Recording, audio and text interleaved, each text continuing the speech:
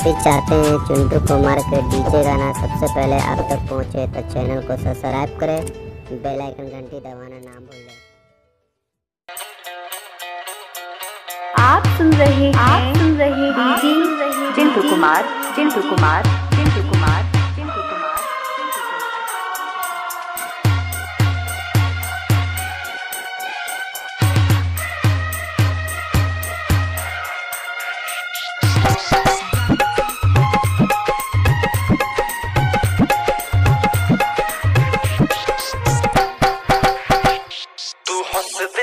जहिया से खिड़की से ढलनी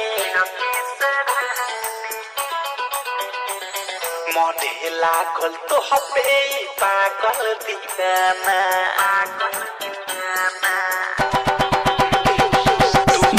चिंटू कुमार मीनापुर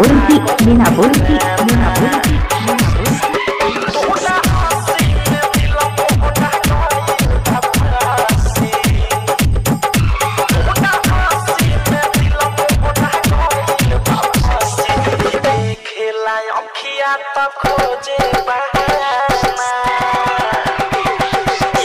बाबा के दोस्त नहीं खे मुड़ा मनावा के होश नहीं खे। चिंटू कुमार मीनापुर